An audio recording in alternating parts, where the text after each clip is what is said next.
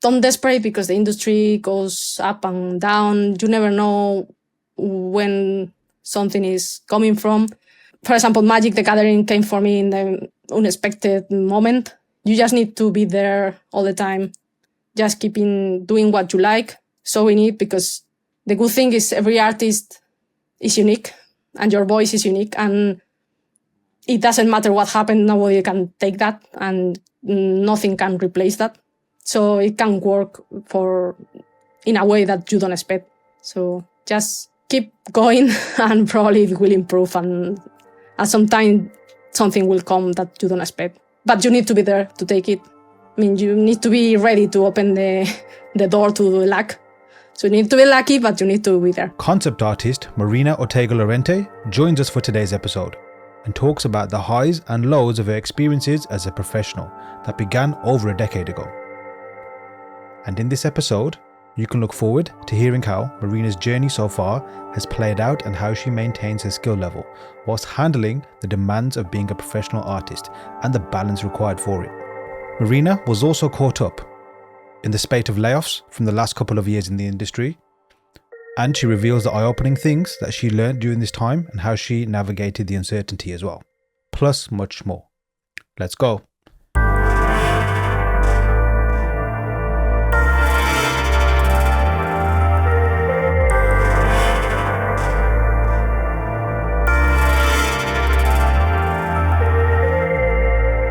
Cool. Right, let's go. Everyone, welcome back to the Learnsquared Podcast. And I'm delighted to welcome one very special guest today, Marina Ortega Lorente. Welcome, Marina. Okay, thank you. I'm very glad to be here. I'm always been fan of the podcast, so for me it's an honor to be here.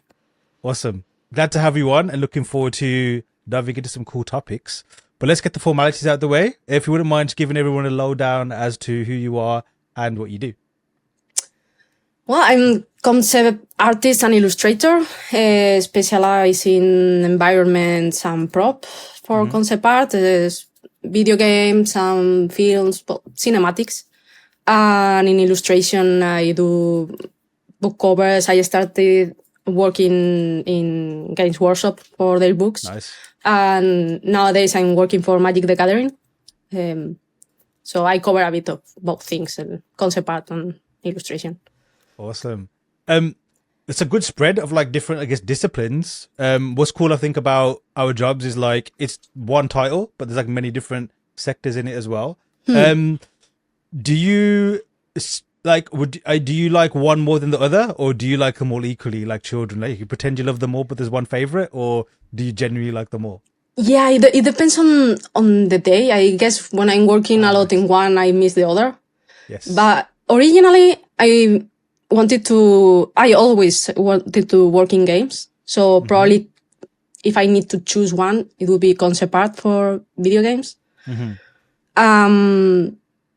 Because I remember just, lots of first games like Final Fantasy VIII and Diablo, I don't know, things that I don't really know how I play because I didn't know English and they were in English. So I don't know how I did it. I guess I was more clever now than nowadays. And I always remember I want to do this. I don't know how it's called or anything. I want to do this. So I guess I started more as a concept artist, but I really like the part of environments that plays with mood and lighting and tells an history. So that's very close to illustration too. Because in an illustration, it's different purpose and different finish, but you are creating also that whole feeling of a place. So I guess they are related. I like that take of like, I think a lot of people can relate to that as well. When you're doing one thing, you start wishing you did the other. If you're anything like me, you get bored. Yeah, you're exactly. like, too many concepts like orthographic views, and I want to do the cool image. And when you are doing the cool image, it's like, I'm tired of rendering, and I want to design. So it's jumping from one to another. Oh, totally. And with me, it's always like, I only get that when I'm doing something else. But when I'm not doing anything else, I don't do either of them. So it's my own fault in the first place. So I don't know what that, I think that's the way my procrastination images and all that kind of stuff. What was it about, like, so environments you mentioned there, like you specialize in that.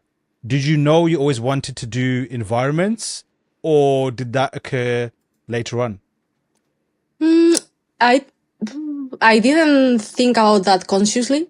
I just wanted. I love the characters in games and anything. So I used to draw kind of fan art as when I was a kid. Okay. But I remember I always felt like, oh, I want to be there in, for example, playing Final Fantasy VIII. That is right there, close to my heart. Yeah. So I remember I want to be in that Balam garden, walking around the school. I want to be in that city or the other city. For me, that were like real places. So I didn't think, oh, I want to design environment. But I know, for example, when you travel or you go around, it's like, oh, this reminds me to that place in the game. So it's not only the opposite that you take something from reality and you create something fantastic. No, it's just when I go to real places, sometimes I like them because they remind me to some games. Yes. Interesting. So do you find that, because normally, I guess not normally, but normally you hear that like going somewhere or like a real life place or traveling inspires the fictional place. Yeah. But for you, it's in reverse. Yeah. Nice. Has that always been like that? Is that more like, or since you've been aware of it? I think it's been more like that. So nice. That's it. Sometimes it creates a problem when you are trying to create personal work on purpose and taking. If you don't do it naturally, sometimes like, oh, what do I do? And but yeah, I lots of time I'm traveling from some new place and it's like, oh, this is like Midgar or this is like. What was the last thing you saw then that reminds you of something? Oh, well, last year I went to Switzerland, so it was totally Skyrim. Because nice. I went in winter and we went to some peaks, not hiking or anything, just like a lazy person, you know. Same, I do that kind of stuff. Yeah. Well, I pretend I've hiked. Yeah, exactly. You just pop up, freeze, and come back. So we did that, and I took a lot of photos of the mountains, and it was fog over us and fog below us, and the colors. Wow. It was totally scary. I was listening to the music in my head. Nice. So I guess that's the last time it was very clear. Cool. Was that like near Mont Blanc or anything, or was it somewhere else? Yeah, the tallest we were to Zermatt. Okay, I'm not familiar. How's the name? You know the Toblerone mountain? Yeah. I think the one that is the brand of the Toblerone. Yeah. So that one. It was in Zermatt, but I don't remember the name of the mountain itself. I guess because I think the highest peak there is Mont Blanc, so I'm assuming it's going to be the biggest one. Is that the first time you've been to that kind of like? Do you normally go to those kind of like, I guess, wintry or skiing type of holidays, or is that your first time there? I went once to Estonia, and it was in the middle of a snowstorm, so that was the coldest thing I've seen. Yeah. And then that place in Switzerland too. Because I'm Spanish, so I'm not used to lots of snow all the time. And we have mountains, but I'm not used to it. And now here in England, it's not mountains. Yeah, we got like a little bit of everything. It's very average. But as you probably know, living here, we can't handle the snow. Even like 1 centimeter, it just shuts everything down. Yeah. The reason why I ask is because like when I went to, I think it's Chamonix I went to, and it was like Mont Blanc, and it was like 7-8 years ago, and it was through work, and I was like, I didn't want to go. I was like, I don't want to go somewhere cold. Like, it's technically a holiday, very British, like it has to be somewhere warm or whatever. But when I first got there, I was like, wow. Like, first of all, visual inspiration.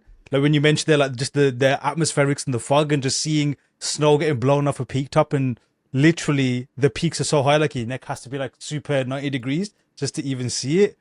Absolute creative. Yeah, I love that. I love that kind of place. Yeah, I'm more I like more visiting those kind of places. The other holidays that were amazing for me was Iceland. Oh, I've never been. We go around Iceland almost 2 weeks, and that was epic. Totally epic. But when was that? Was that like a recent thing as well, or like? So It was actually, in 2019, right so before the pandemic, so Yeah. right on time. Have you traveled much since the pandemic?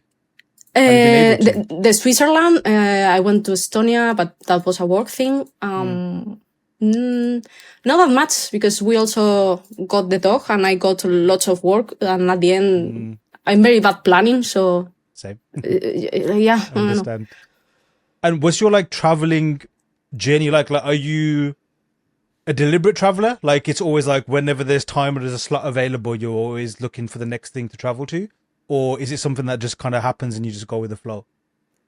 Do you mean in the planning phase? Like Or I just try like, to like travel a lot, or? Yeah, or like, yeah, exactly. Yeah. Like for me, I'm like, just when it happens, I definitely don't seek it out. But I know like people who just like, whenever they get a chance, like the first opportunity they get, they're traveling and they want to go different places. So what's it like for you?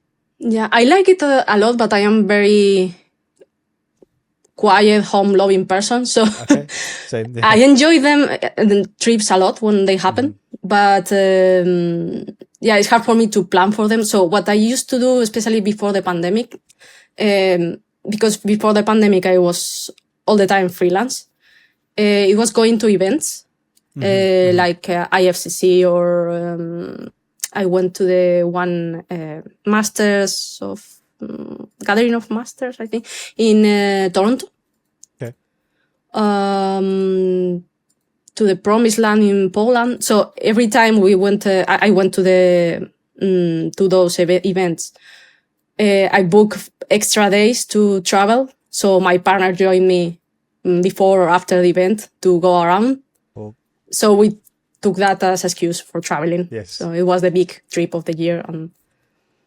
But yeah, I haven't been in so many events lately. Just the one-on-one in London, because well, not only the dog, that is always more difficult to travel, is the I've been working more time full time, remotely but full time. So I have less holidays. I have to count the days, and I'm very they stress me out a lot, because I can imagine. it's like I have enough available days, and when I was freelance, it's just okay. I book it, and I know it's not gonna make me miss another trip. So. So you're back in like so how long were you freelance for? And just to confirm, you're not freelance right now? I'm You're still like... freelance. Okay, I'm, Get it. I'm everything now. Everything. Okay. So how long's your freelance career? And Yeah, did you always start as freelance? I started freelance in 2014. Nice. Well, I did something here and there while in uni, but doesn't count really. Yeah. So I started with in-games workshop doing illustrations as a freelance. And the first 2 or 3 months I got hired in my first small company to be a full-time concept artist. I stayed there just for 10 months or so, and then I become full-time freelance. And I've been freelance since then. So it's, about 10 years I've been freelance. But after the pandemic, it was 2022 or something like that, I stayed almost 2 years working for Sound, the Disco Elysium company. This year I'm in a full-time contract with Met. It's like full-time too. So yeah, it's more full-time, but I still freelancing for Magic the Gathering and things like that I can do at the side. Did freelance happen by accident, or was it a deliberate journey for you? I really like it, to be honest. That first company wasn't going too well. It was a bit dodgy at the end. So I left because I was saying things that weren't normal and they don't exist anymore. Okay. So I just went freelance because I was tired of it. But I always liked to work remotely. Yeah. And before it was less common to work remotely full time. So I went freelance, and Also, what I like about freelance is that you get to pick and choose more projects and different people. You get less tired of one thing. Again, what I said about the holidays, you don't need to count days. You just, okay, you need to earn money, but you can choose. Yes. So it's the freedom in general of choosing, and they tend to come and hire you for something that fits you very well.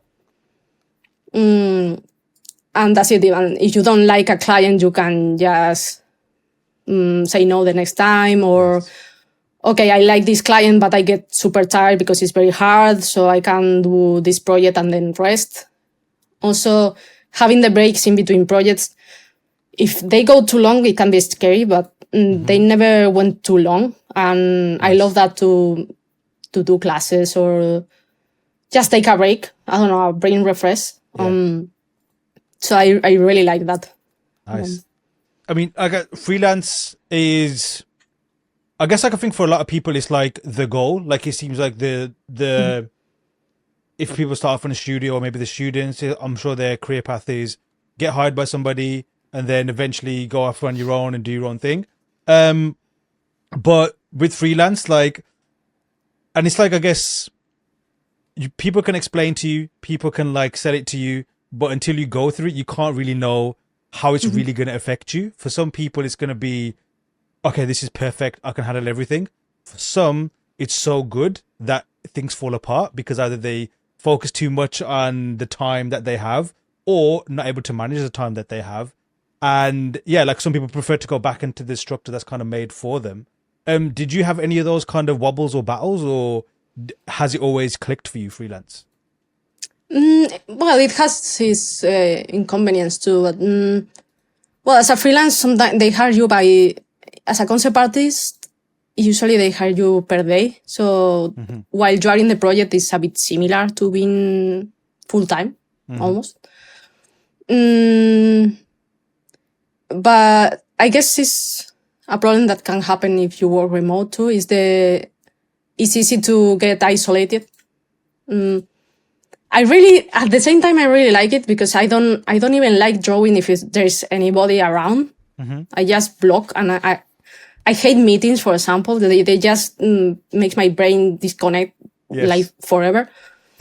So it's like, leave me alone all the time. But at the same time, when you spend too much time like that, and if you are not very outgoing, before having the dog, for example, I wasn't especially outgoing. So I could spend the full week just working on going to the gym and the rest time at home. And in the long run, it affects the mind. I don't know. You start to feel separated from reality a bit. It's a bit weird. Yeah. So it's a problem because at the same time you love it, but you need connection and you need something around. So, for example, in that sense, working remotely, the dog helped me a lot because it makes me, the structures the day you go out and there is always someone talking to him and saying something to you, just speaks with someone around, and that just connects you a bit again with the world. Yeah, no, it's totally true. It's I can totally relate to that, and similar to yourself, like, I am happy in my zone, in my space, and I can do that repetitively. But similar to yourself, I think, like, I realized when it was too late that it was a problem that I needed to address it. Yeah. Because you think, well, I'm here and I'm doing stuff. But obviously, like, when you look at it logically, it makes complete sense to like take a break and step away. How does it affect your art, being able to break your routine by taking the dog out for a walk and just having a different interaction versus what your brain wants to do, which I guess is like just make art and do stuff all the time?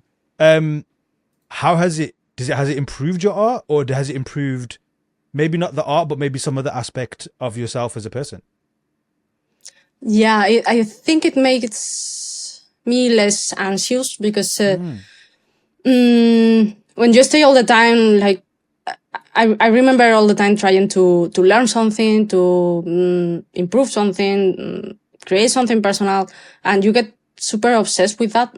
And also in my case, I wasn't creating much more necessarily. I was just overthinking it more. And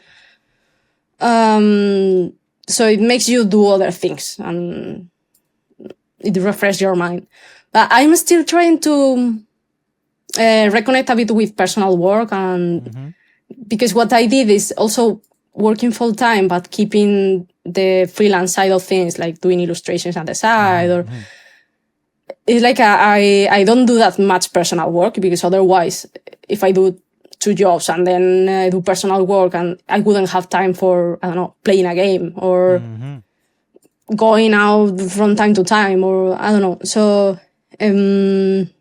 I'm still trying to reconnect with the personal work and the learning thing, because what happened to me with time is that I became more exigent with the personal work. Or, for example, if I'm attending a class online and I'm doing something for myself, I tend to not finish it because I start or changing my mind or thinking it's not good enough or burning out from it. And at the end, I don't finish anything personal. While if it's client work, it's not only the money, it's the time you need to finish.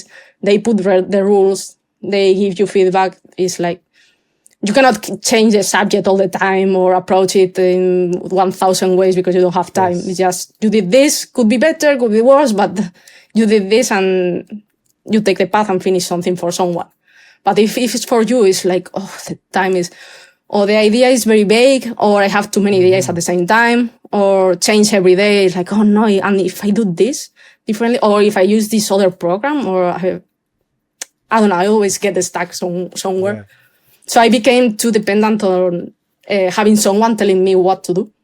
And that's the next step I want to fix. So, for example, I realized I needed to get out more and things like that. So you learn that on the job when that hits you. So now I'm trying to make peace with the personal work and don't put too much judgment on it, or try to remember why I'm doing it and not trying to make that another job, you know?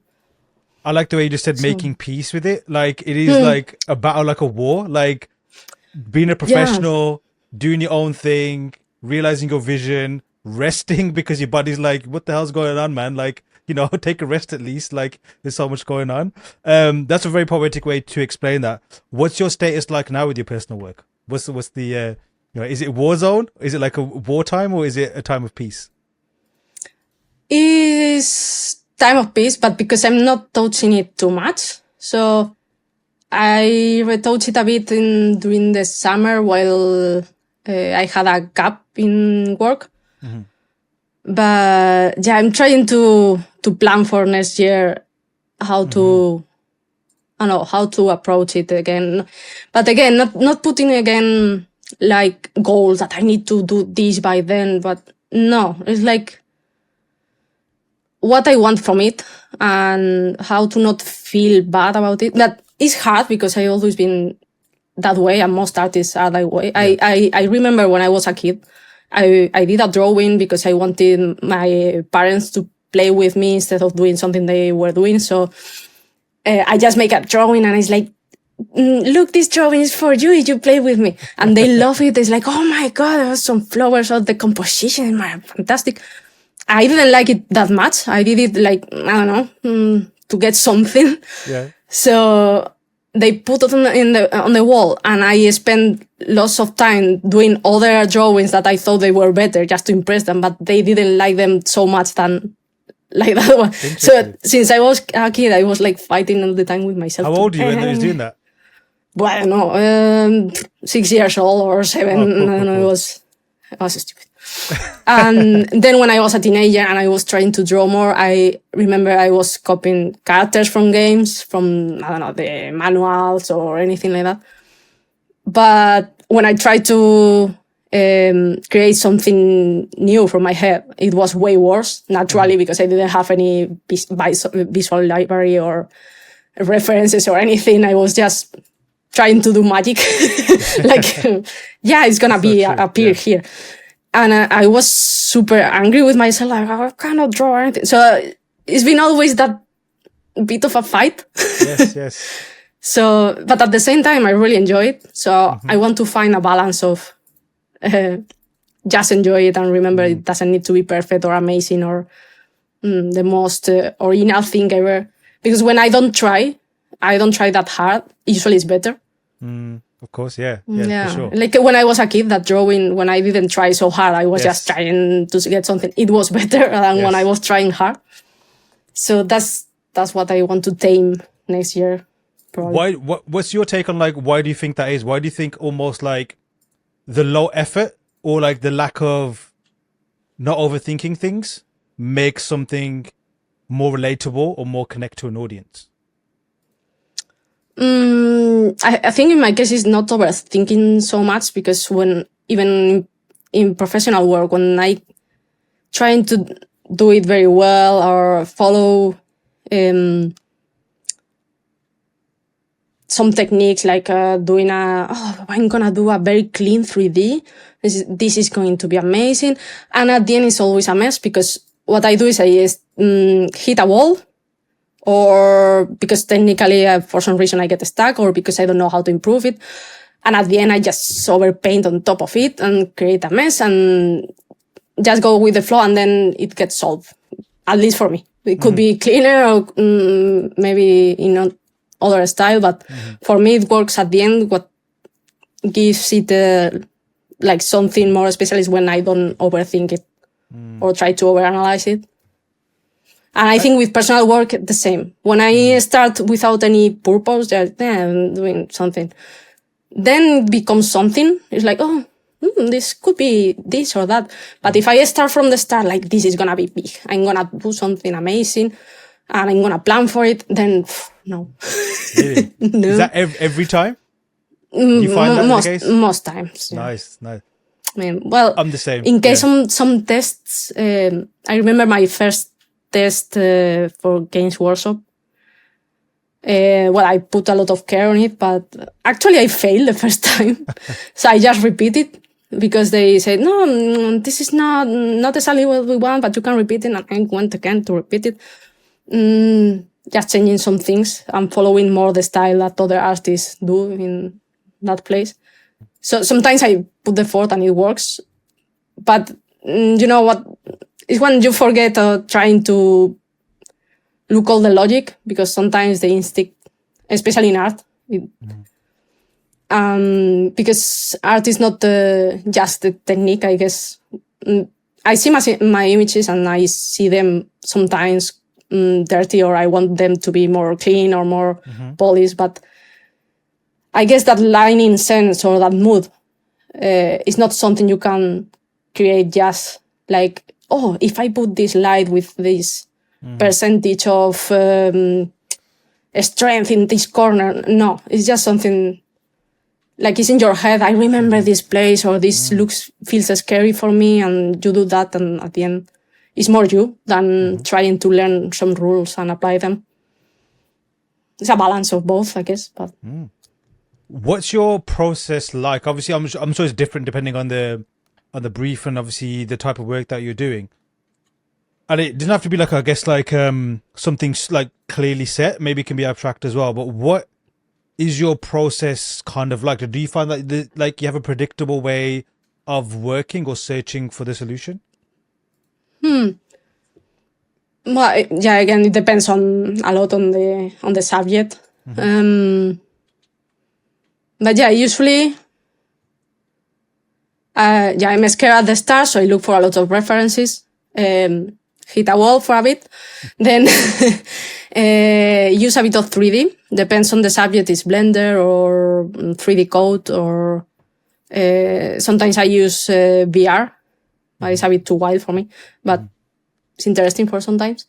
And then sometimes the 3D is more polished and I just overpaint a bit, or I go totally crazy over it and overpaint a lot. And the 3D sometimes is even just gray blockouts and then overpaint everything. It depends on the subject. For example, also the client, because depends if they want something faster or more realistic, or for example, magic, we need to make it quite painterly because it's like paintings.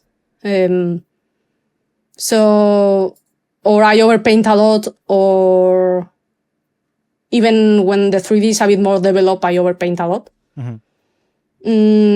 Other times, if it's for a prop design, maybe it's more 3D and just line work on top to explain some details. Or so it depends. But which process or workflow do you think gets your best workout or finds the best solutions from you? That makes sense.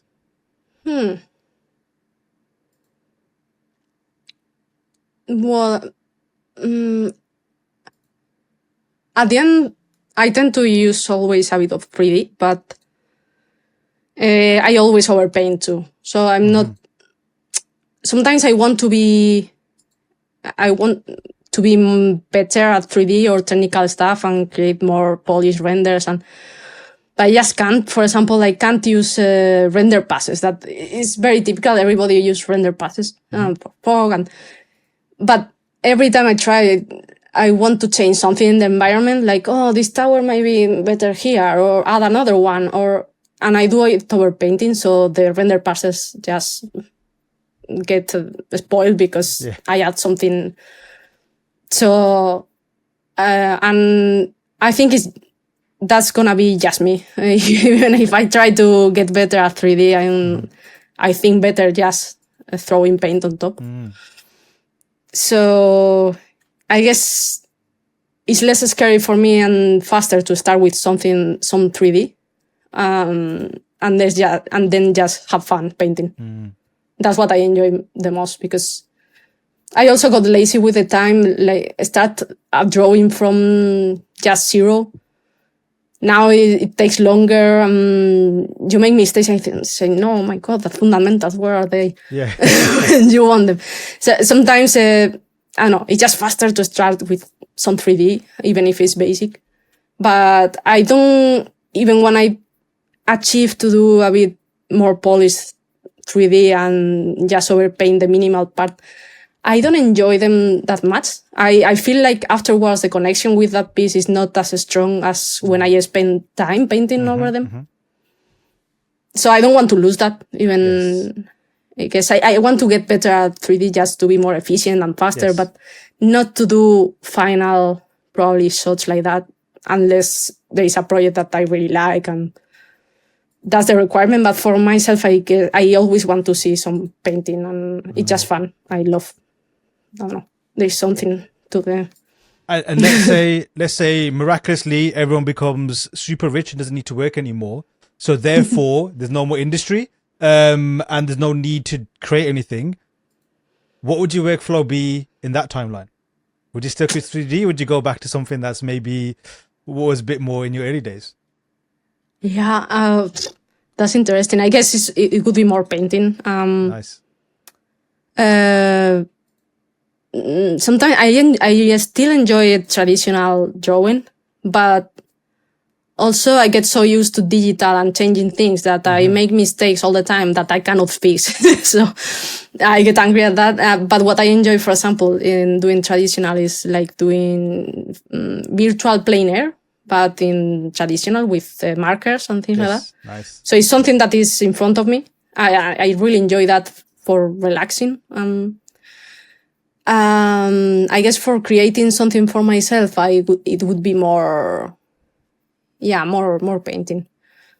But it's the same as concept and illustration. I guess if I paint a lot, I miss the 3D part. Yes. But I mean, I like the 3D. That is the more intuitive it is, the better for me. So I really love. That's why I started doing 3D with 3D code. Yes. Because it was more like put this chunk here, code here, a hole. So I really like that.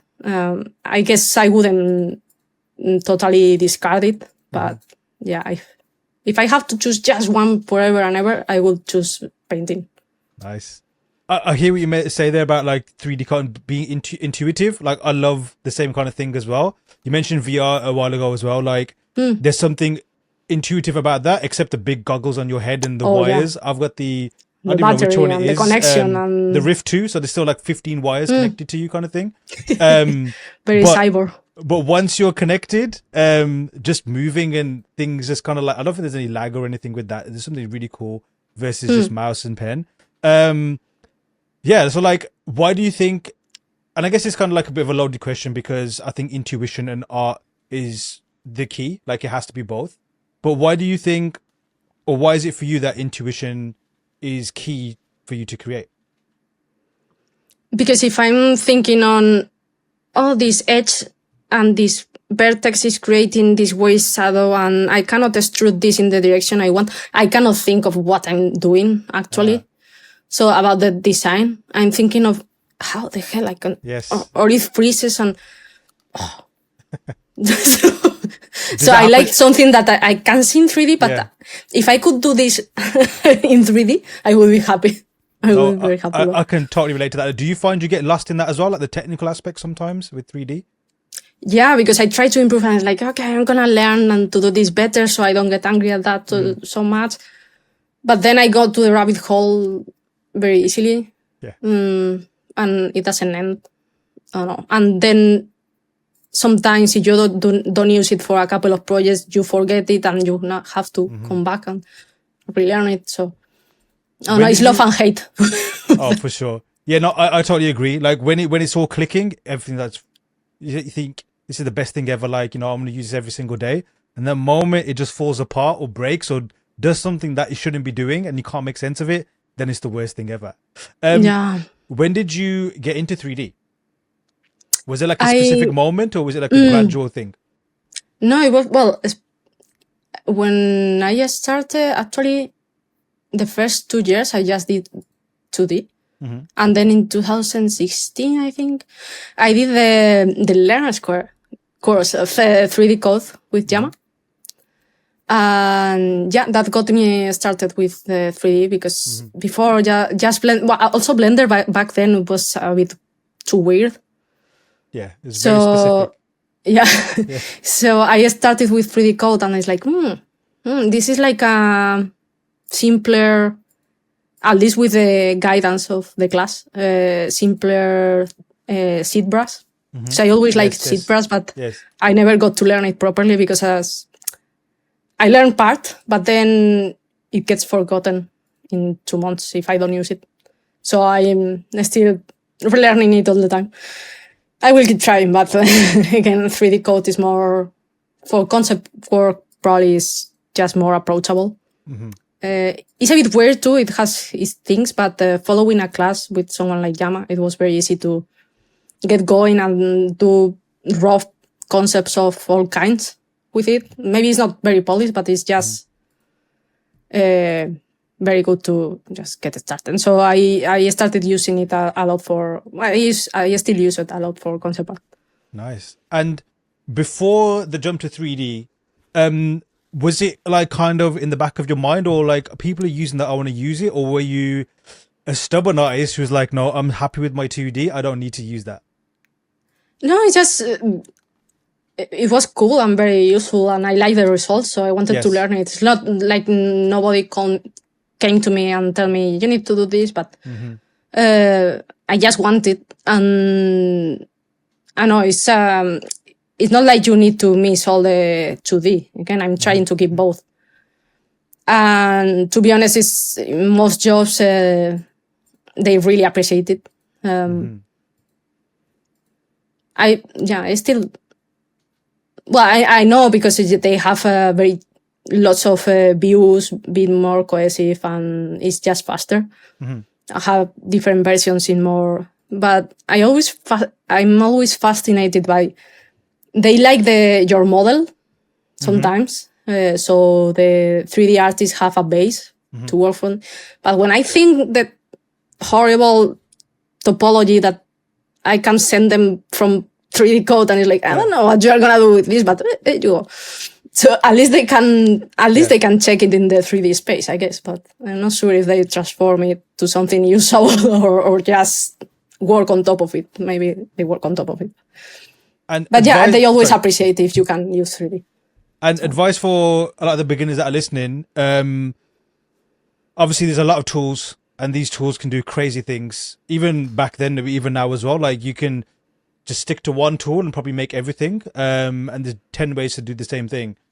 But I guess to kind of not get lost in all of that noise, what would you say are the, especially with tools, maybe even 3D or just even workflow in general, what kind of, I guess, core things would you say people should keep an eye on and focus on more than anything else to be a professional at least? That's hard because it's something that never goes away. Like thinking, you are gonna feel proud of your work one day. No. And you're gonna be sure what you need to use. No. Yes, they are gonna keep throwing new programs or new things to you. But I guess, having some kind of 3D tool and proper 2D skills. I mean, fundamentals are fundamentals. Nothing is gonna work if you don't know the basics. I mean, maybe you don't need to be super precise or have the best perspective skills, but you have to have something in your brain ingrained because you learn it. But apart from the fundamentals and the 2D skills, it's always good to have some kind of 3D, even if it's very basic, at least for concept art. And from my point of view, even for illustrations, I don't know, it helped me to go faster most of the time. But it's a madness of programs, and sometimes what most people use maybe doesn't resonate with you. So I say just try the thing that gets you excited, because you are going to learn it like more happily and more naturally. Soon you will see if you are fighting all the time against it, probably other thing is more natural for you. So for example, that's what happened with me with Blender. Right. I use it a lot, but if I'm all the time trying to get the final image in Blender, probably it's going to be worse than someone that is very good at Blender and is very natural at it. And it's not going to be my image or my soul there. So at the end is, I guess, just try to see what you are excited about to try. Try it. If it goes well, you will notice and you will start using it for different works, different jobs. If not, and you're all the time fighting with it, probably try another thing. I don't know.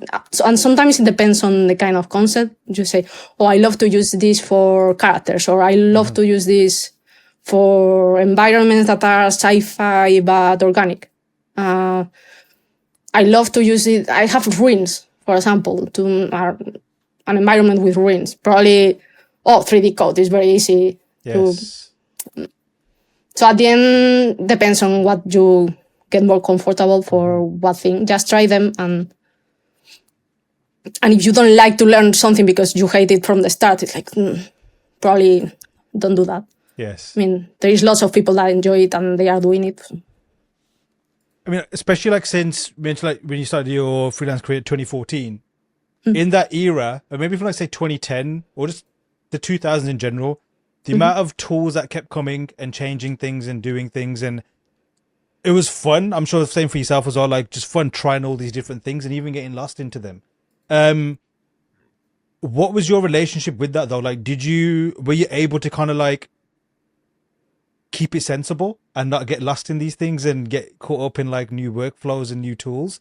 Or did you almost lean into it even more just to see what works for you?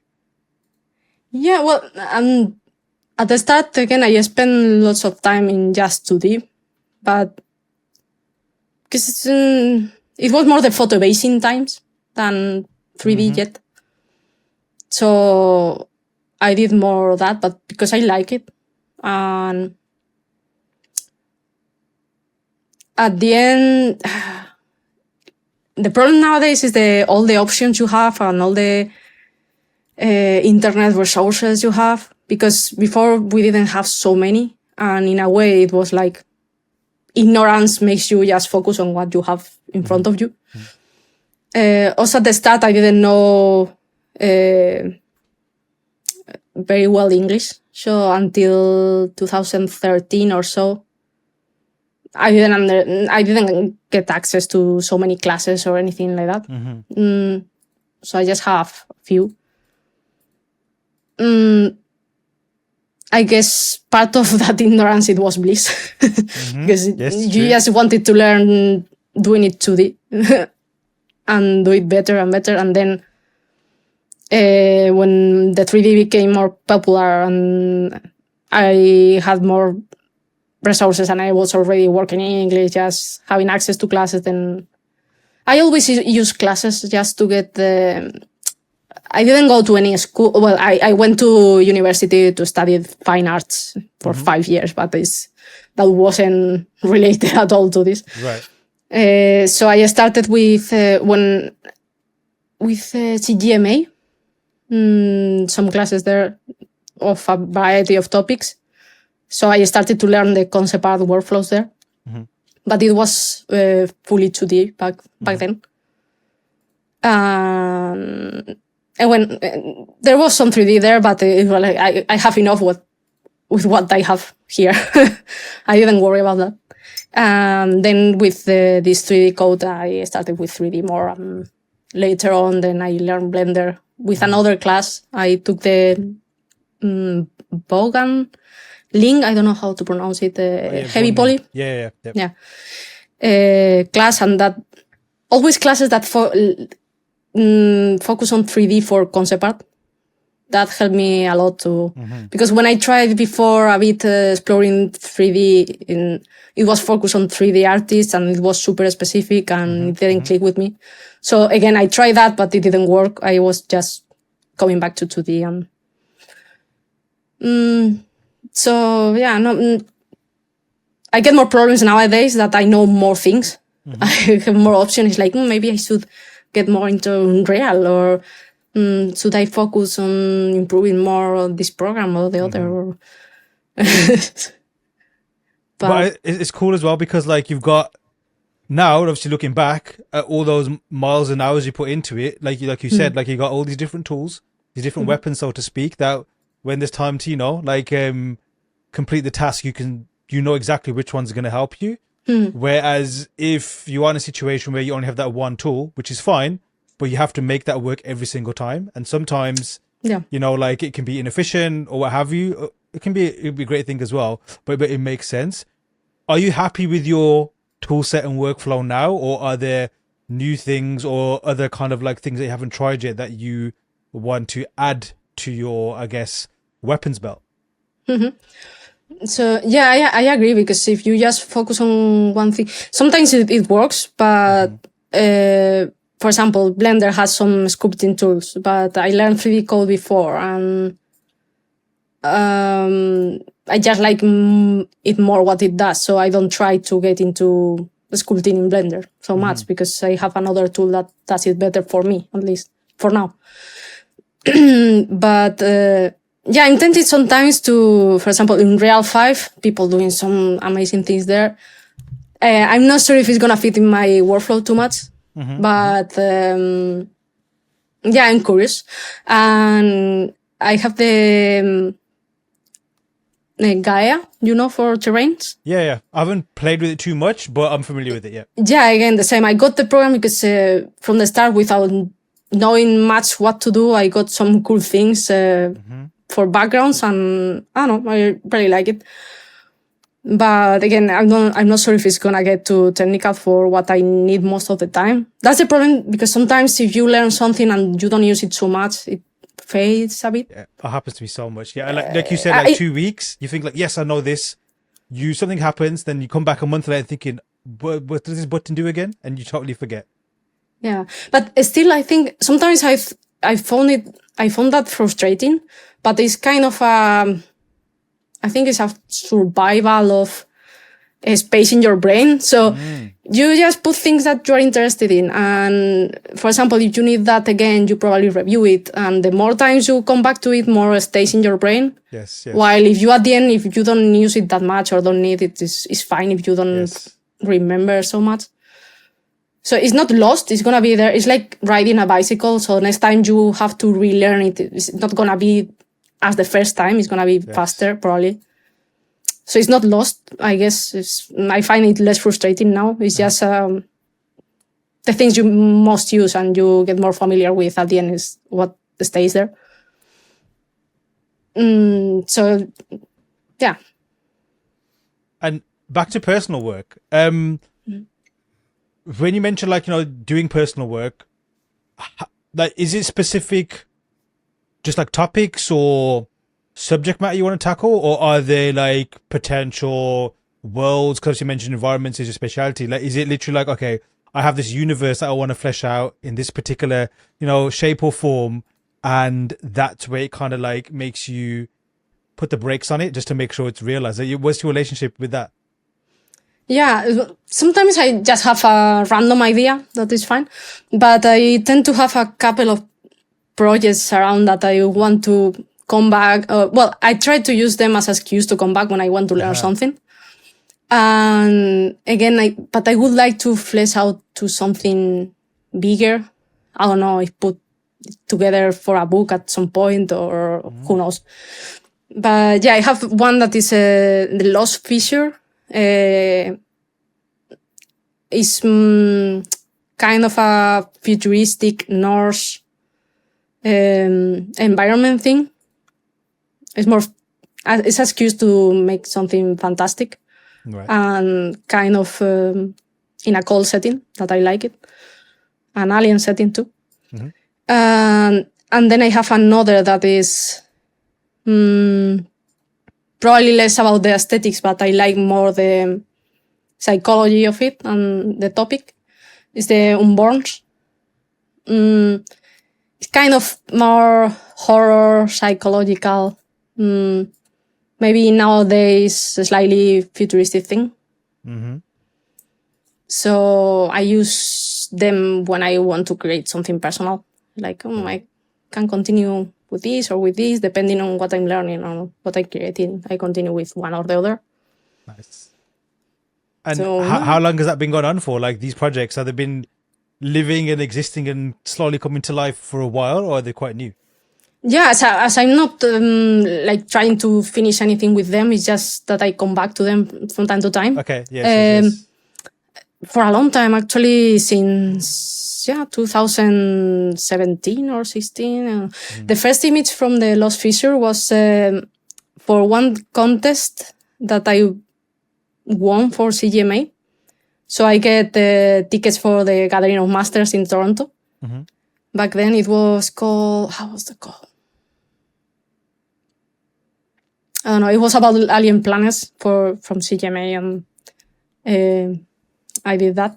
And then it's like, oh, it's cool. Maybe I want to flesh out more this race and more these environments and how humans discover this place.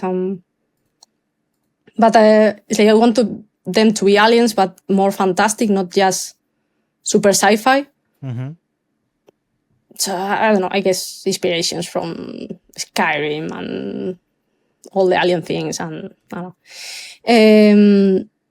Then, for example, with time, I had an idea of I was playing Red Dead Redemption, and the main character has a journal. Yes, and he draws on it. Yes. So I think, I want to do some journals like that for humans exploring this planet. So I did some images of like humans that arrive to that alien planet, and they are sketching locations or creatures. So just randomly, when I have some ideas, sometimes I focus them on those worlds.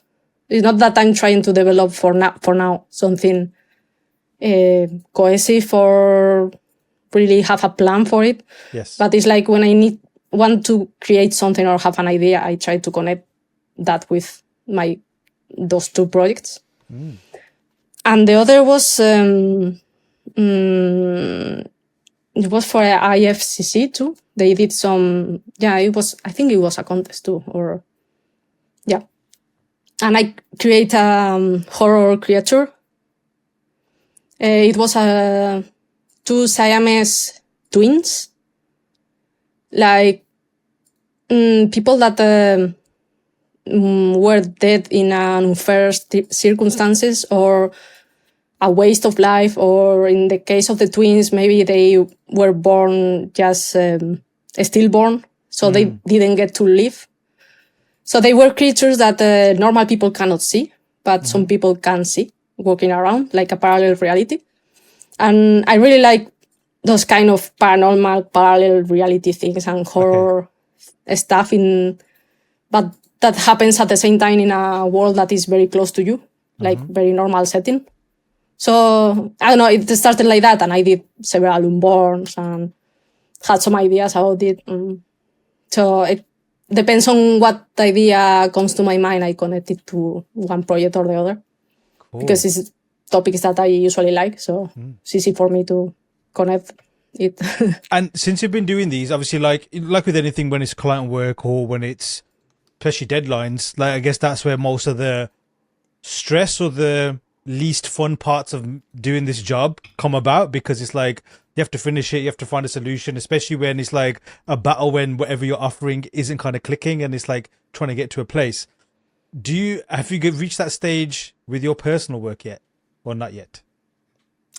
No, because I don't set deadlines, but at the same time, that makes me, well, when I was starting or earlier on those initial years, I tend, because I have more time and less work, and I tend to finish them more.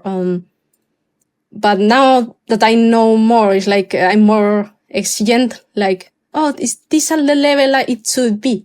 And at the end, or is the idea good enough or original enough? And then you keep, or if you don't have much time and do a bit, then it happens lots of time until you can finish. But by then you change your mind already, and you have more ideas about how it should be. At the end, I finish them less regularly. So maybe I start, but it's like, one day I want to finish this properly, you know. Maybe I stay until halfway or almost finish, but it's always there, like. Which one do you love the most? Or are they all, again, like you want to give your attention to all of them? Because I guess like we all have them where we've got like these ideas and things we really want to do. And there's always that kind of one or two that are like, oh, if I nail that one, that's going to be the one that's like, it's just going to be awesome, or what you want to give to the world kind of thing. So yeah, what's your relationship like with all these projects? Like, do you have a favorite, or are they all right now purely equal to you? Yeah, I think the Unborns one connects with me a bit more in the abstract them, the psychological and the history. And the other, I like it more when I want to do some world building, to design props or an environment for a fantasy world. And the other is more creating the idea behind it. So I guess I connect a bit more with the Unborns. Cool. The other is more like a design, or I miss fantasy things. But yeah, maybe if I have to choose one, probably Unborns. Yeah. Nice. And when you're like, I guess, working on your these personal worlds, these worlds that you're fleshing out, how much of it, and I guess it's like a loaded question because it kind of explains itself, but how much of it is still stuck in your head? And does it live more in your head, or do you only acknowledge it when it's realized on canvas? Yeah, I think actually I think I have more connection with the Unborns, because it connects a bit more with my daily life. Nice. Because, for example, some of those monsters were based on things I see or experience. Like, there was also kind of a homeless monster that I did there. And it was based on, because for a while, in the previous flat I was living, we used to see, I used to see through the window a homeless guy that spent days and days in the bus stops in front of my building, like sleeping there doing nothing. And it fascinates me a bad and curious way, like how is spending your life just staying there? Like, Yes. it's kind of like the world cannot see him. I don't know, like those kind of realities were in that kind of parallel reality. So that's what gave me the idea for that unborn creature. And the setting the same is I did it more similar to Manchester, because I love Manchester, but it's really a very industrial place. It's like a tiny Gotham. So That's a good take. Yeah. yeah, I really like it. Yes. But yeah, it gave me lots of ideas for that. The canals, we have lots of canals, but they are super dirty inside. So it's kind of creepy to think what is below the water. Yes. Have another image going on, of creatures trapped below the water. Because I was walking the dog one day and the dog stayed stuck looking at the water in the middle of the night, and there was nothing there. I was like, Wow. what are you doing? So Yes. it gave me an idea, what's below the water? So Sick. I don't know. Those kind of ideas just connect more with me.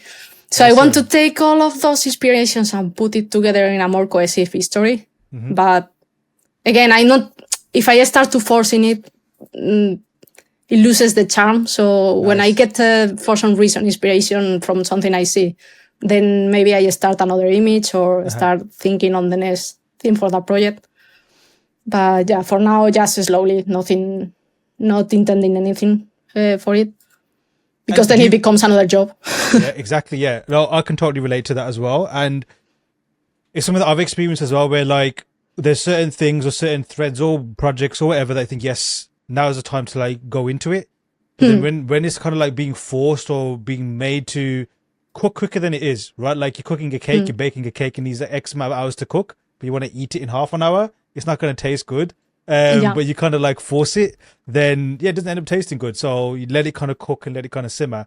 But do you ever get to the situation where you think, if you're like, it's going to happen, like it's never going to get realized, or it's never going to get completed? And I guess nothing will ever get completed, but does that kind of give you FOMO, or does that kind of give you like regret? A bit, yeah. But at the same time, it's like, why I'm doing it? I'm doing it to stress myself and lose the interest on it, or I'm doing it when I have an interesting idea to put it there. But yeah, it's like, I want to do something with it, and time passes. But at the same time, also I think when I try to get more back into it when I have more time, but being realistically, if I have job full time or even more, because I take more job in the sides, I'm not gonna sacrifice the gym, the few time I have for playing games or watch TV shows or things like that, or doing other things for just doing this, unless I feel like it. Maybe one day I want it, but if not, I learned that for me, forcing it is just brings bad things. So I try to not feel guilty. It's like, okay, you have enough work. Fine. You are doing well. Fine. Yeah, you could be better. You could be releasing more things. Yeah, everything. But. And would you say like you kind of come to like, not saying you were never there, but like you got like kind of like inner piece of where you are as a creative and what kind of creative you are? What? Sorry? So like, do you find like now you're at a place where like you understand yourself as an artist and a creative and what you need from it and what you can give to it? Yeah, a bit more. Or at least I'm trying to take it less than, I don't know what I'm doing, or I need to finish this, or no, I should be better. I'm taking it like, okay, if you were amazing and exactly what you want to be tomorrow and you release your project tomorrow, yeah, what's next? So, I mean, probably the fun is just the process of trying to discover that, or have some time of, making progress, making cool new things, or other times that you just want to rest more, and that's fine. I mean, Other thing would be if you are stuck. I get the stress of breaking into the industry or things like that, but at some point I discovered like, okay, I'm putting this crazy pressure on myself, and I have a job, and I have sometimes trouble taking more jobs. So it's like, stop worrying, overthinking, and feeling like you should always do more or finish more or do better. I mean, yeah, you can always do better, but if you are having job and you are doing things, it's because something is not magic. Yes, So, true. And I guess that pressure you mentioned, like that's something I think everybody does, or is quite common, especially early on. Like you need to get used to it. Like, exactly. it's gonna be like, there. Like life, you just want to make it, whatever it is. Like you just need to make it. You need to get good. Everyone's very familiar. Even the ones that have an inflated ego are very familiar with understanding when they feel like they're not there yet and what they want to do to get where they need to get to. When did you realize that you didn't need to put that pressure on yourself, or was it something that happened that made you realize you needed to stop? Yeah, well, it is still happening lots of time, to be honest. It's just, but now I know it better because right before the pandemic, right before, I had some anxiety crisis, like horrible. Of course, the pandemic didn't help because it made all super weird. And that was that time that, oh yeah, I realized I need to get out more, forget about, and then you cannot get out more or forget about job, or I don't know. It was very weird setting to get in that state. But yeah, I think it's just the way you take things. Sometimes it's like you're taking it too seriously. I mean, are you okay now? Yeah. You're enough, probably. You are doing well enough. And you're doing this for what? And to enjoy. But are you enjoying it? No. Are you? So what's the point? At the end, it's like to impress someone or for 2 minutes. And one more final question about your personal stuff. You mentioned there, like, there's like there's no pressure to do anything for it with deadlines and stuff. But let's get to the stage where like you fleshed it out. It's in a very healthy place. It's almost ready to be released to the world. Obviously, like when you're creating something, you have a very different relationship to whoever's consuming it. Like whoever's consuming it cannot. I personally believe like can never really understand the creator's perspective on that particular piece of work. Take Star Wars, for example. The original trilogy is considered a classic, yet George Lucas personally hated the experience of making them. So if you asked him, it'd be like, no, the prequel trilogy is the way I was in my happy place, for example. But the fans prefer when he was in his unhappy place. But my long-winded point is, when you've refreshed them out, you want to release them, how do you want the audience to experience what you've created? Is it through like a particular medium or anything else? I don't know, because I didn't think about any product. Being realistic, I don't do any animation or like to get into that at all. So probably it would be just something more like a book. So I guess it could be, well, because what I like most and I like to experience more is games. Because it's like a conjunction of everything, like books, films, and you experience it. I don't know, just you can stay there for a long time. Yes. But I cannot do a game by myself, and I'm not that kind of person of try to learn code and think and just, I don't know. So probably it would be something just visual. I guess it would be nice.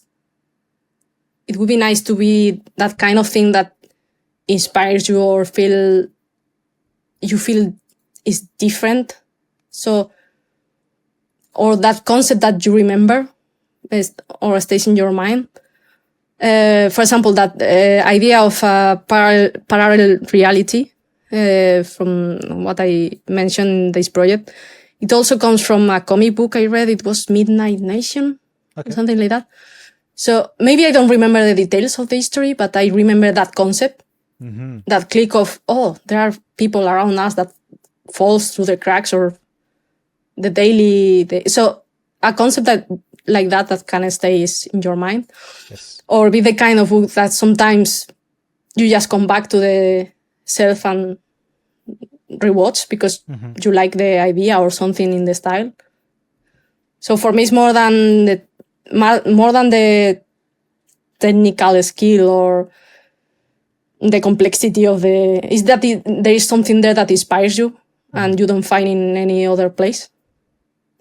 I think that's what I would like. Nice. You mentioned earlier, like Final Fantasy was very influential, especially in the earlier days. What was the last thing that inspired you to a profound level? Well,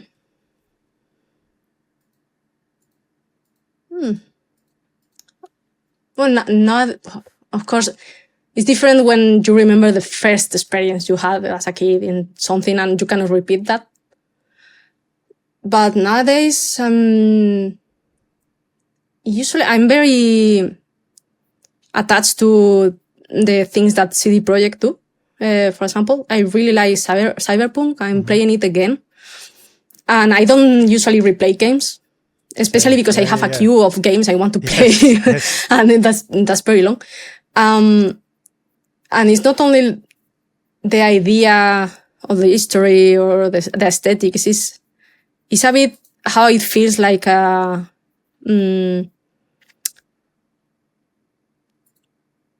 real world. Because sometimes I would think that I would like to just stay in the game, walking around Night City, because I like to be there.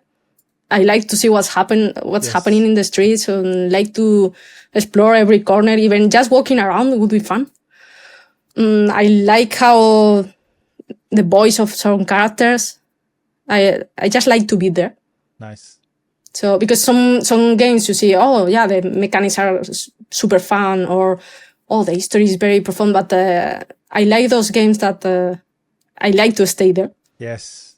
Oh, that's for a while. Yeah, I can very much relate to that. I've only just started playing Cyberpunk. It'll probably take me 10 years to even finish it because I have to purposely like avoid the PlayStation in particular because it will, once I'm hooked and everything falls apart. But nevertheless, like it's very, very cool. But I know what you're saying. Like when you're talking about like staying in a game, I just had flashbacks to many gaming memories growing up. And yes, I like the act of completing the game, following the storyline. But sometimes, like you just said, I just want to explore, walk around, and just see what's there, and almost like escape into what that tale is. The one that really does it for me on a very like deep level is Shadow of Colossus or Shadow of the Colossus. I love it so much I don't even know how to pronounce the game properly. But that was one PS2. Very like looking back in the graphics now, like the way it just made the music. Everything was like that, and obviously.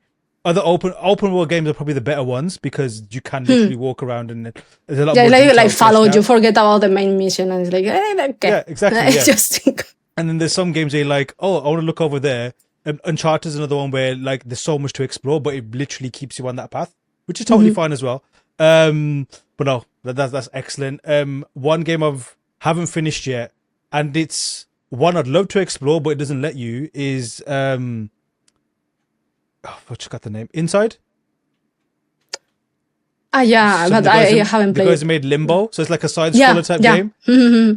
It's like it's one of those things where like they just made a world, and it's very simple, but what they've suggested just makes you think, what is the rest of this universe like? Like how more horrible or how more intriguing or mysterious? Yeah, it's more like the effect it creates in your mind sometimes than the final product all chew for you. It's like, I don't know, what it starts. Yes. So do you have any favorite kind of a style of game or? Honestly, no, because I'm very open-minded to anything. My daughter and I have started playing Cat Quest, Cat Quest 2. I just look for anything that's decent and local co-op because, you know, that's the only thing we can play. And that seems fun. But then equally, like growing up, the thing that I've given the most hours is things like Grand Theft Auto, like, you know, the photo real and things that give full realization. Shadow of Colossus, but then there's just one game. So I haven't played many Final Fantasies, but there's this one called Star Ocean. Have you ever played that one? No. Till the end of time. It's very similar. It's like, you know, you got a party, everyone's got their classes, and it's got an epic storyline. That's another one where I just fell in love with and just gave so many hours as well. But yeah, like yourself, I think for me, I'm just down for anything that draws me in. Another one that really kind of like, obviously forgot to mention Metal Gear Solids, anything Kojima makes, but Death Stranding really kind of like, I fell in love with that game. Like when I played it, and it just, every single thing about it, even the high concept stuff, I'm just like, yes, give me more. Like I just love it. I just love that. Yeah, and I hate was horror very. stuff. Like you mentioned, like it's so horror, like you mentioned there, like I avoid it, not because I don't enjoy it. I just don't like to be made to be scared, and I don't want to get intentionally be scared. Like there's a new film coming out, Nosferatu. I really want to watch that, but I don't like the fact that it's probably going to be scary. But I also like the director, so I'll go put through it. Death Stranding is another one. Like the subject matter, like no, it's these basically death, demonic kind of things. But the game was just so like enthralling and engaging. I went through it, so it's fine. Yeah, for Death Stranding, it's very weird for me because I didn't manage to finish it. It's too abstract. I get too lost on the history, and it gets too long. Yes. But I keep trying to come back to it for some reason, just because I like to be around and I like to be in that world. Yes. But I don't manage to finish it, so I couldn't say if I like it or not. Got it. It's very weird. It's very weird. No, I'm the same. Like there's some, and I think maybe it's just again not having the time now. I'm happy just to enjoy the game. I don't need to finish it, like unless I really want to know the story kind of thing. But there are some where, like, yeah, I've just, especially when I was younger, I didn't want to play the game, but I didn't put the controller down, so I just kept going and going and going, like almost like a zombie, just exploring stuff. And yeah, games is fascinating. What about other mediums though, like films, and you mentioned books as well? Like, do you have anything that comes close to the kind of passion, love you have that video games can give you? Guess I think the closest thing is TV shows more than films. But I guess the fact that you stay with them more than in a film. So like a game, like it's 10, 20 hours. Yeah, exactly. Kind of thing. Yeah, and almost more if you have to wait for the next episode because it stays for longer with you, I guess. So do you prefer that? Do you don't like binging? You prefer waiting? No, I do. Okay. If they are available, I will do. Yes. But sometimes I like that they don't let me do that just to stay longer there. Yes. Because I have another thing. For example, if I get into one game, I cannot be jumping into another. Same. Yeah. Also, it's not only the controllers or anything. It's just, I don't know, the Switch. I need to stay in this reality. And even if I really love that game, if I finish it, I need a couple of days to cool off before entering another game. Because I stay there. I don't know. I get it. Yeah. So with TV shows, if I have the next episode available, I need to continue. But yeah, I like them more because it's like you get closer to the characters and the general IP and the world because you stay there for more time. In the film, sometimes, yeah, you get the same level of, oh, it's amazing, but it lasts just 2 or 3 hours at most. And then the next day is gone. And I don't know, it's too short. No, true, So I guess TV shows would be the next thing. I really like to watch TV shows. Nowadays I don't read that much. I mean, I guess it's very common. I feel less patient and, but, for example, the Witcher, I read the books when I was a teenager, or at least the first four books. I was quite fan of it before it was famous or anything. Right. Okay. So yeah, I guess reading those kind of sagas, it used to be another thing closer to video games. Now you just mentioned it, like books. when I read them, I enjoy them, but I haven't read a book properly for a very, very, very long time.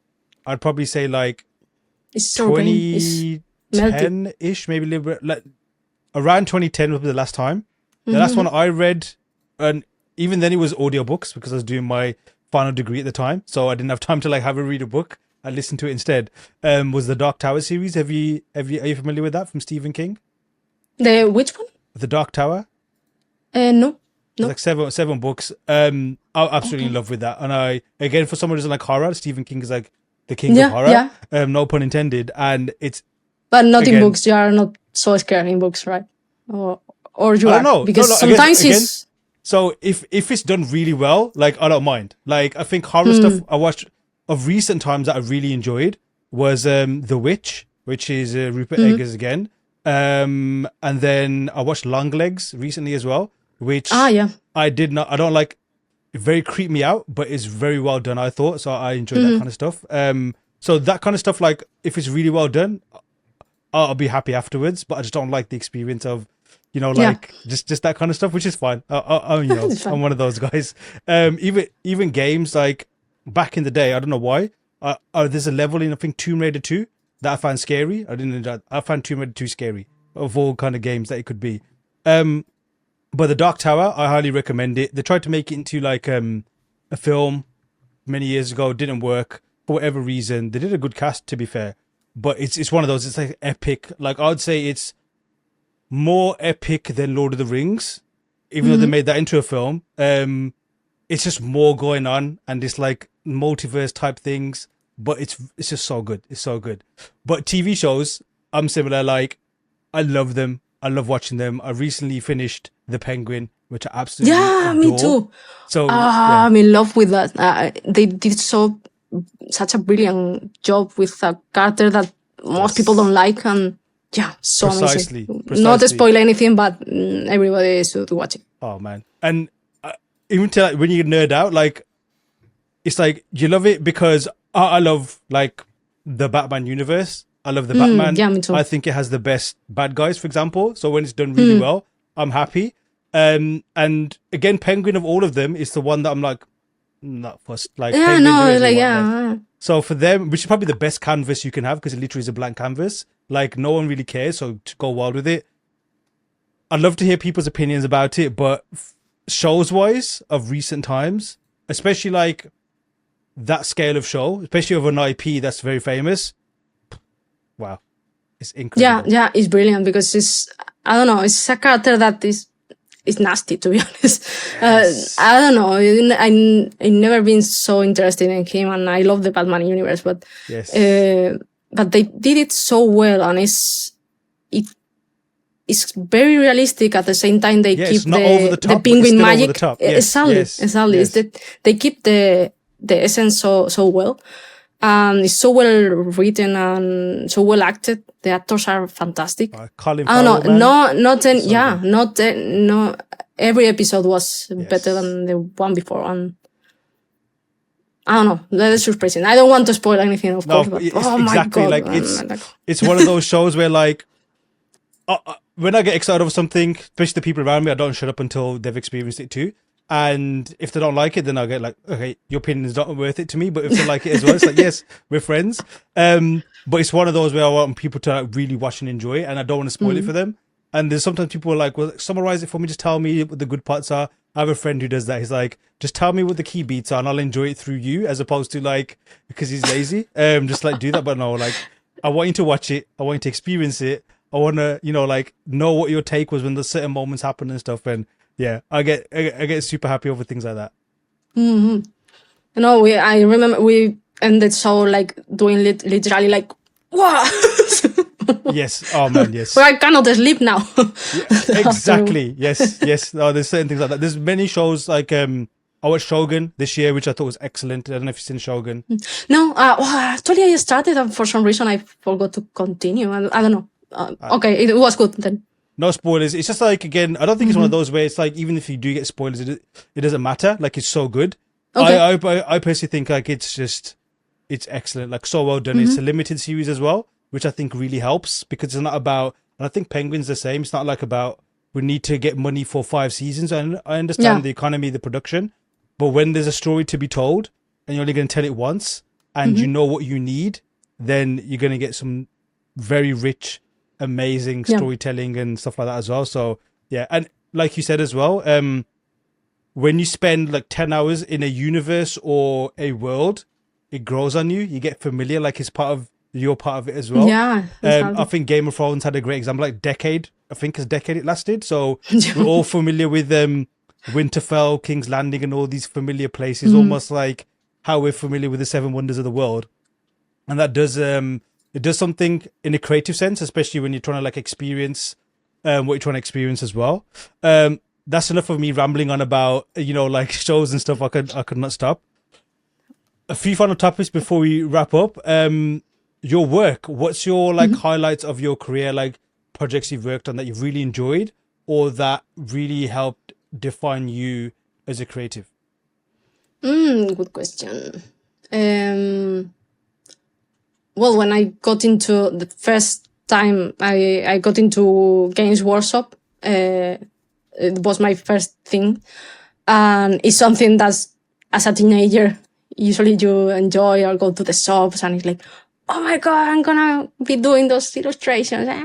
I was super happy. I remember my family because I just moved to UK for work to look for work in the industry.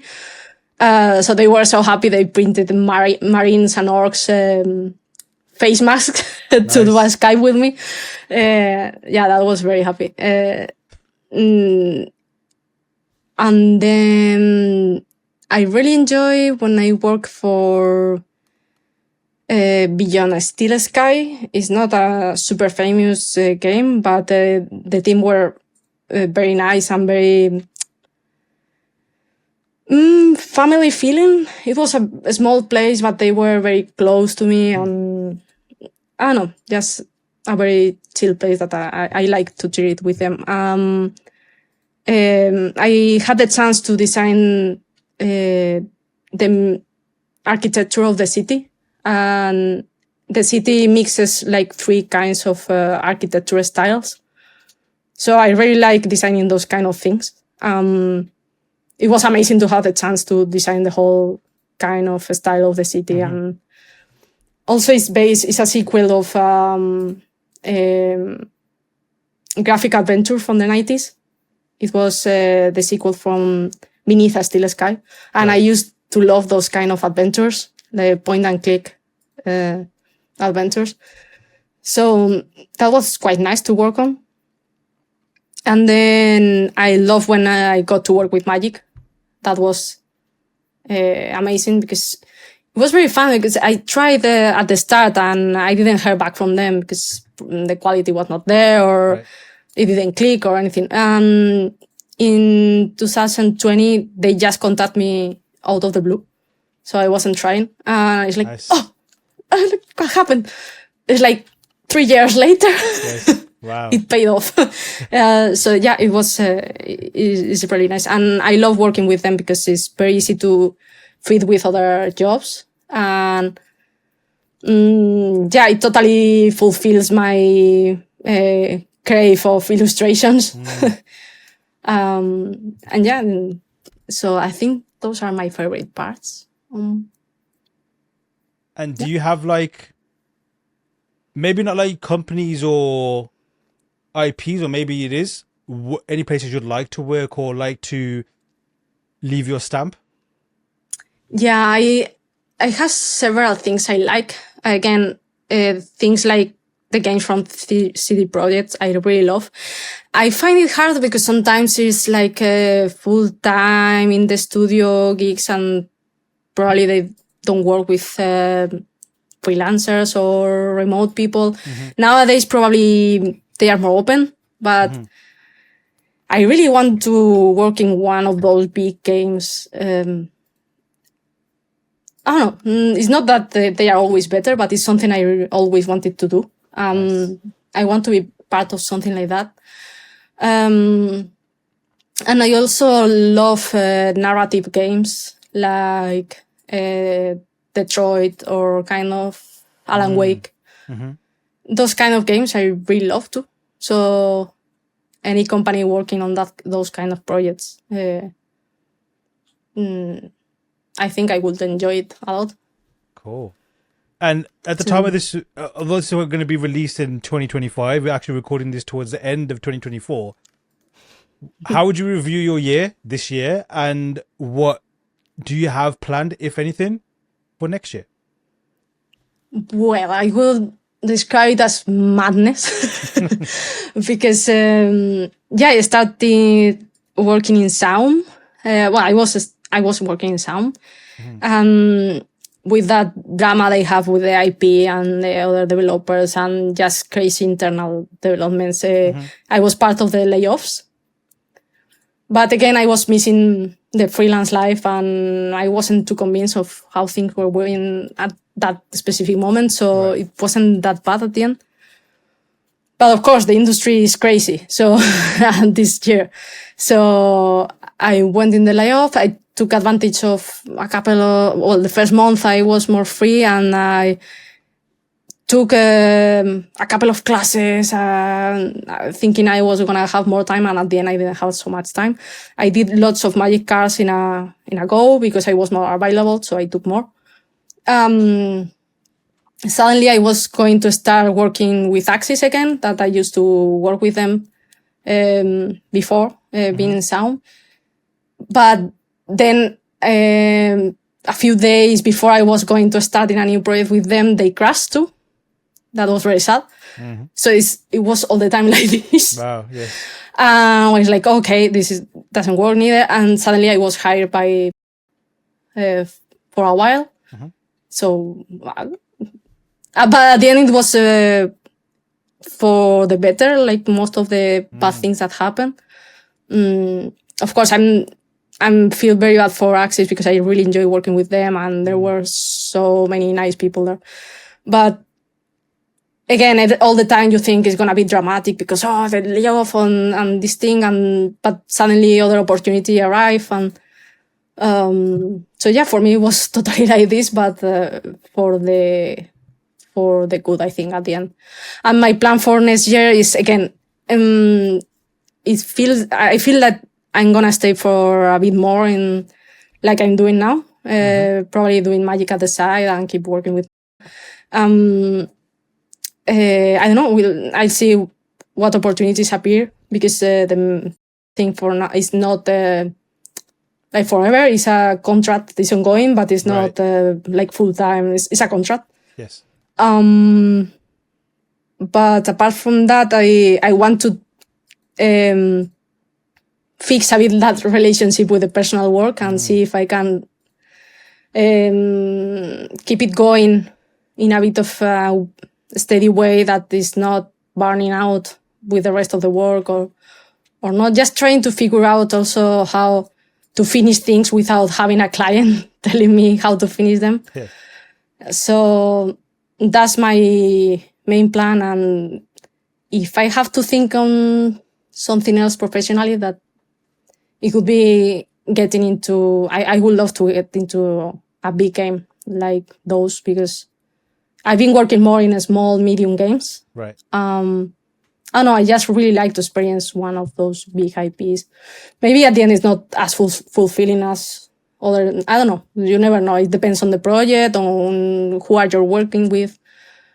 But yeah, I don't know. I would like to work on one of those IPs that I really love. Amazing. Final question before we wrap up. Any final words from yourself to the listeners?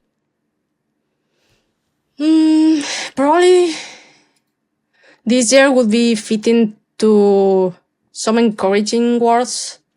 Like, for example, this madness year that sometimes you think something is going to be, horrible, very bad news. And at the end, it can turn out for the best. For example, when I was starting out too, I work in that small company that I told you that didn't went well at the end. I had a good use of it because I got a starting portfolio there, but it didn't went well at the end. But that made me jump without overthinking it into freelancing Because sometimes it's like, oh, you wait for the perfect time, you have the connections, the experience, and I didn't have any like that. I just, it's like, oh, God, I want to be freelance. And I became freelance and all went well. And I think that kept me going for 10 years in a very fulfilling job and experienced lots of different projects that maybe if I stay just waiting forever in a place that I don't like, and it wouldn't happen. Or so yeah, I think don't desperate because the industry goes up and down. You never know when something is coming from. Again, for example, Magic the Gathering came for me in the unexpected moment. You just need to be there all the time, just keeping doing what you like, showing it, because the good thing is every artist is unique and your voice is unique, and it doesn't matter what happened, nobody can take that and nothing can replace that. So it can work in a way that you don't expect. So just keep going and probably it will improve, and at some time something will come that you don't expect. But you need to be there to take it, and you need to keep it. I mean, you need to be ready to open the door to the luck. Of course, yes. So you need to be lucky, but you need to be there to take it. So yeah, well, and sometimes it's just don't desperate, because I see when I analyze my year, it's like, okay, nothing happened. Actually, I had more work than other years. But when I go to LinkedIn, it's like, oh my God, the world is ending. Everything is burning. I'm gonna be dead. I don't know. It's horrible. But when you analyze your own reality, sometimes it's not as hard. So just focus on what you can do and what you can manage right now, and don't think so far away, because there is always some kind of crisis or some kind of threat or some kind of, especially in these industries, it's all the time going up and down, and sometimes it's not the ideal time, or you don't get the ideal opportunities, but life finds a way, like Jurassic Park. Exactly, yes. Marina, it's been absolutely amazing. Thanks so much for jumping on. Okay. Oh, thank you. Thanks to you. I'm very happy to be part of this podcast. Thanks so much. Huge thanks to Marina for an amazing conversation and for being so open about her experiences. Please hit the links to follow Marina and see what she's up to. And then head to Learnsquared.com and take some of the same courses that Marina has done and level up your workflows. I've been your host, Aaron Danda. Till next time.